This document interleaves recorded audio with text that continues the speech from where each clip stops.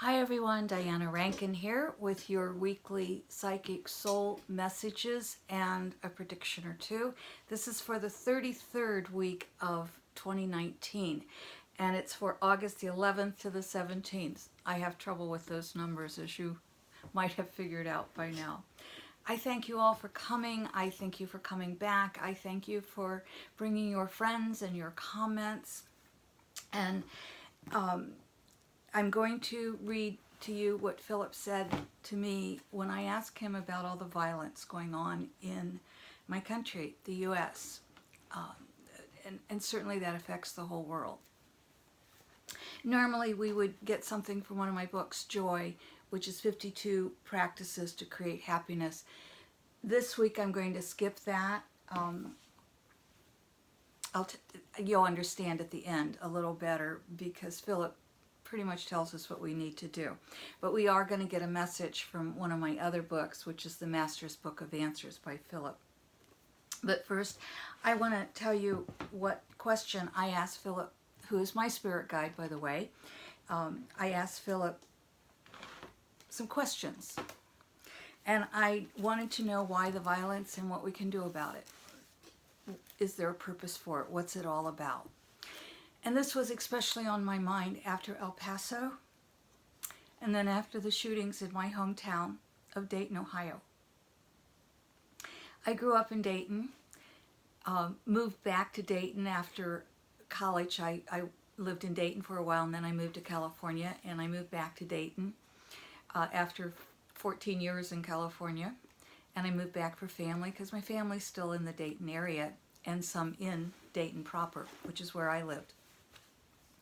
I moved out of the city after my divorce 20 years ago into a rural area. I just needed to have my foot in the country because I also grew up with one foot in the country when I lived with my grandparents, excuse me, and when I lived with my mother, I lived in the city. So all through high school and junior high, and even the summers from, I moved into my mother, and I moved in with my mother. I'm having trouble. Thank you for holding that energy to help me. I lived with my grandparents until I was in the second grade, and then I moved in and lived part-time with my mother. And then I moved in with my mother full-time, but lived with my grandparents in the country during the summers when school was out. So I feel I have a foot in both the world of the city and the world in the country. And Dayton is where I go to for ballet or the Dayton Contemporary Dance Company to see dance. It's where I go for the theater. It's where I go to meet friends for a bite of food, or it's where I was at the Celtic Festival in Dayton just a couple of weeks ago. My heart bleeds for El Paso, for Dayton, for all Parkland, Sandy Hook, Las Vegas, for California, for every place that's been hit by this fear, anger, hatred. It must stop. It must stop. But let me just read you. When I asked Philip to talk about all the violence that is taking place in the U.S., what I can do to stop it, why is it happening, what can we do to change it, what's the bigger picture? And here's what Philip told me. And by the way, thank you for those who say you appreciate hearing from Philip, because he's a very wise guide, and that helps me a lot to just be able to read to you. Sorry. The violence is a backlash to change. Many feel the energetic change that is taking place. This produces fear, which produces anger.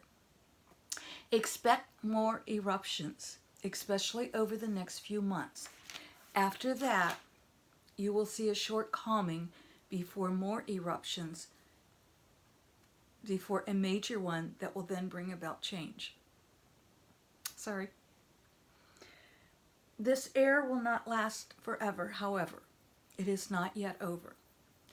I want to repeat that. This era will not last forever. This is a choice between love and fear.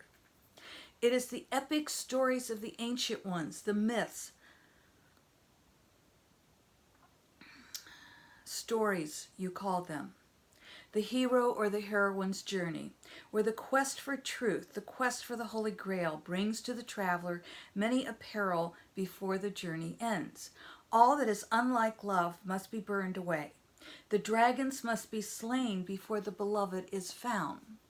For there to be peace in the individual or in the collective, the wound must first be recognized before it can be healed. One must recognize there is a journey to be taken before it's even possible to embark. The journey, as you know, is most difficult. Each person is tasked with facing their own demons. Most would prefer not to do so. Before birth, the soul chooses the patterns that will be imprinted on the human mind. In different incarnations, the soul will choose different experiences to have the full range of human emotion and experience. From a human perspective, these experiences can be quite painful. From a spiritual perspective, these experiences are merely that, experiences. You ask what can be done to help alleviate the suffering. Do not overlook what you perceive as small acts of kindness. Think of the ripple effect of the pebbles tossed into water.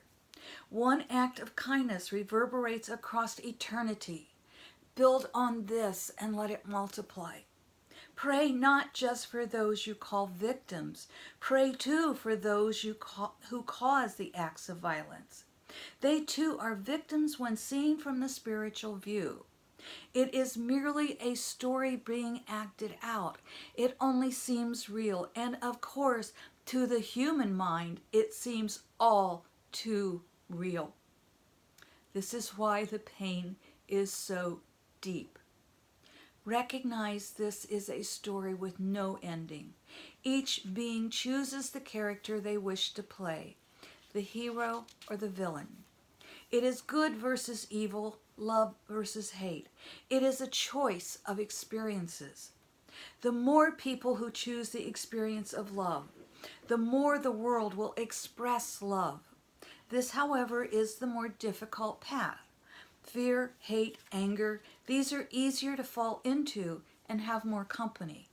To choose love is to take the epic journey, to walk through the fire, to let go of all that which is unlike love. This indeed takes courage, and yet it is the only way to find peace within and without. It can be done. Many have taken this journey and many more are coming. Those of you who have embarked have created a path for others to follow. You are able to tell them that there is a mountaintop and they too can reach it. Oh, my friends, let's reach out our hearts and our hands to each other. Let's climb that mountain because it is so worth it, because that's where the joy is, on the other side of our pain. Let's remember all the victims and those who have trauma from being near those who lost their lives. Let us remember their families. Let us remember El Paso and Parkland. Let us remember Sandy Hook and Thousand Oaks, Las Vegas, and so many other places. And thank you for holding my hometown, Dayton, in your prayers. Let's get a message from Philip. Another one, shall we? This book, yes, all my books, all 4 of my books that are still in print are available on Amazon.com. Just put in my name, Diana Rankin, and Amazon.com, and the book should show up. If you have any problems, just send me an email, addressed below. And yes, I do private sessions with people, so if you'd like a private session, please give me a call. The phone number's below, or email me. This is an oracle book. Each page has a different wisdom on it. And sometimes we have to work with those wisdoms to see what they really mean, because it forces us to go a little bit deeper. It's not just a yes or no book. So we just kind of flip through until we come to a page and we hear stop, and we're left page or right page. I'm hearing right, but left page is also, I always read both pages. But here's our message. For 2 weeks, let go of that which worries you. At the end of 2 weeks, ask yourself, does it still seem so important? For 2 weeks, let go of that which worries you. At the end of 2 weeks, ask yourself, does it still seem so important? I want to elaborate on that and attach it to our theme, because many people are telling me they're afraid to go out. They're afraid to go to Walmart. They're afraid to go out to festivals. Don't be. Don't be. Keep your intuition. Keep that gut instinct strong. And if you're not supposed to be there, you're not. If you're supposed to have the experience, if your soul is saying, let's have this experience, or your human mind is saying, let's have this experience, it's going to come. But don't stay home. Don't let the haters win. Go out and share your joy. I love the Irish festivals. I love to go dance with the music. Come join me. On the left side, it says, you cannot receive until you are ready to receive. You cannot receive until you are ready to receive. Oh, my friends, get ready to receive love. Get ready to receive joy. One of the things, excuse me, I need a tissue. So pardon me, sorry. One of the things that I've been doing for myself this week, and I cannot sing, by the way, so forgive my voice, but I've been singing, and the song I've been singing, and I've been changing the words around, but the song, I think most of us learned it as children, is This Little Light of Mine. I'm gonna let it shine. I'm gonna let it shine. I'm gonna let it shine, this little light of mine. I'm gonna let it shine, let it shine, let it shine, let it shine. And here's what I want to sing for you. And again, I'm not a singer, so just bear with me. But this little light of mine is sending love to you. This little light of mine is sending love to you. This little light of mine is sending love to you. Let it come, let it come, let it come. I love you, my friends. Thank you for sending the love that you do to me, to Daisy, to all the kitties, to all of us who live here, to Dayton, and all of the places that have been so devastated. But like Boston, Dayton's strong.